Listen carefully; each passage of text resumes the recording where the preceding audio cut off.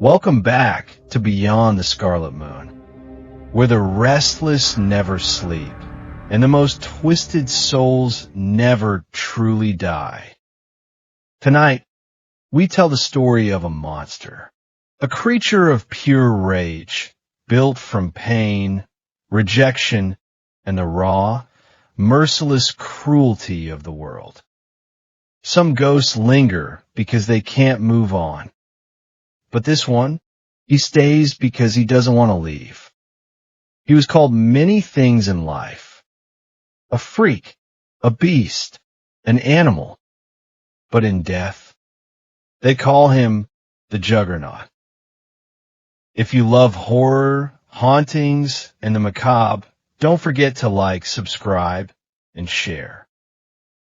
Now, step carefully, because once you hear the wind howl, it's already too late.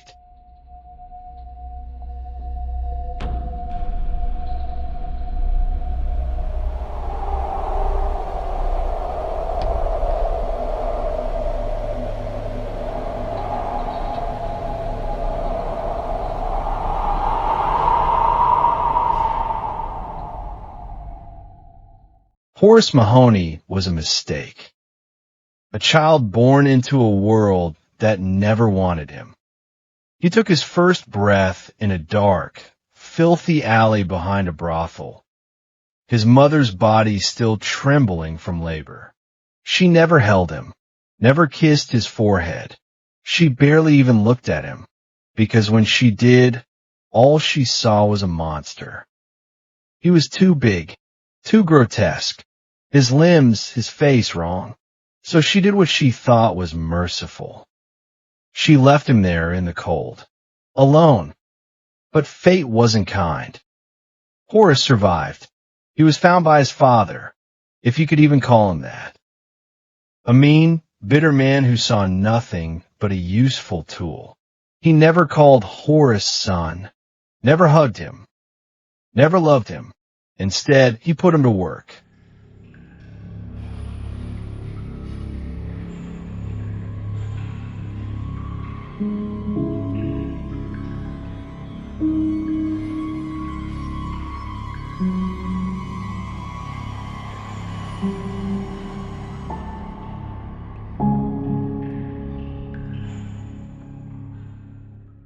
The Mahoney junkyard was a graveyard of twisted steel and broken machines, a place where things went to die, and Horace fit in perfectly. By the time he was 10, he was stronger than most grown men.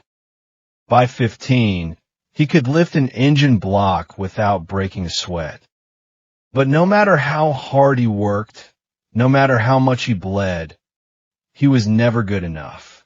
His father called him an animal, a freak, a mistake, and eventually Horace started to believe it. The junkyard became his cage, the scrap metal his walls, his only company, the pack of starving dogs that roamed between the rusting cars. Years passed.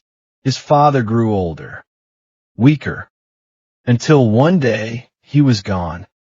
Just like that, Horace was alone, and something inside him snapped. He didn't cry, didn't grieve. Instead, he laughed, because for the first time in his life, he was free.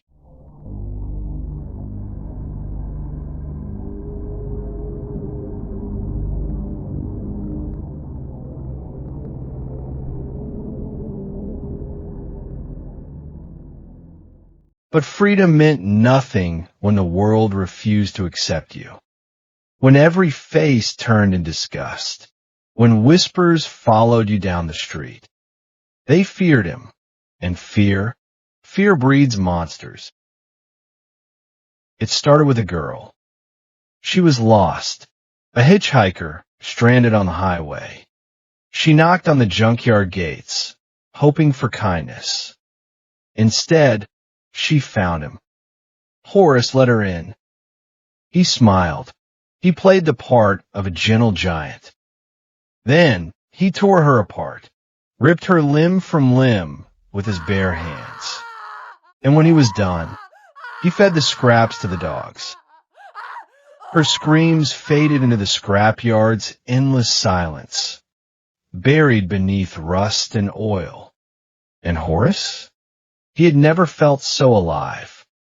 One girl became 2, then 3, each one lost, each one trusting, each one reduced to nothing but meat. The whispers grew. People vanished. The police searched. But no one suspected the gentle giant who lived alone in the junkyard. Until one day, he picked the wrong victim. She was pretty, smart, a little nervous when she stepped through the gates. But Horace didn't know. She wasn't just a girl.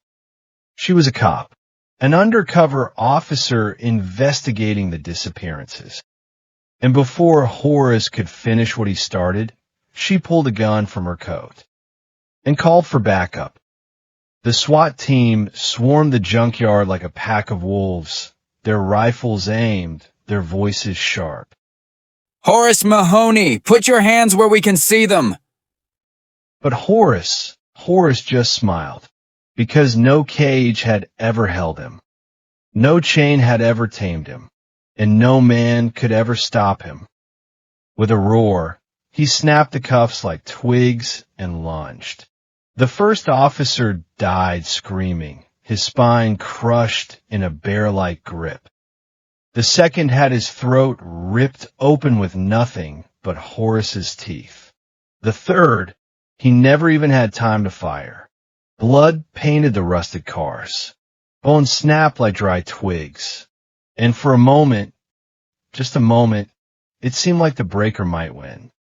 But even a beast cannot fight forever. The bullets came in a hailstorm of metal and fire. 1, 2, 5, 10. Horace stumbled. He dropped to his knees, but he did not fall. Even as blood poured from his wounds, even as his strength drained away, he still fought. So they shot him again, and again, and again, until finally he stayed down.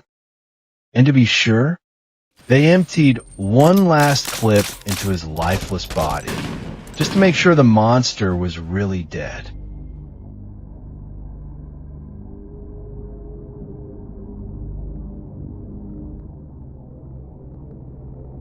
But monsters, they don't stay dead.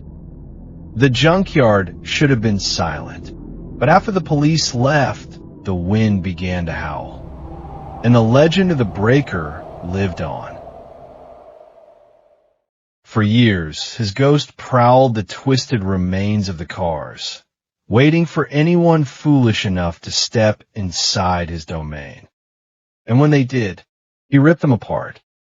Death changed nothing. He was still hunting, still hungry, still unstoppable.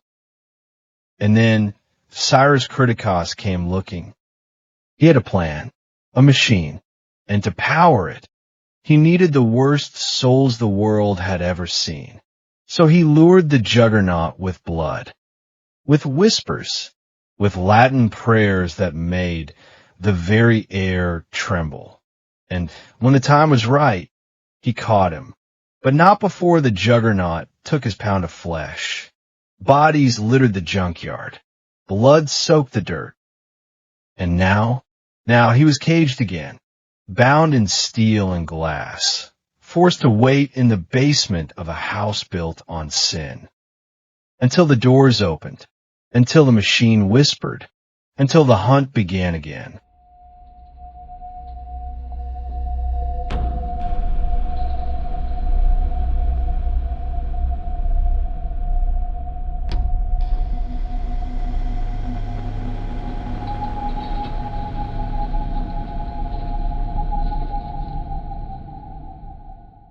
Thank you for listening to Beyond the Scarlet Moon.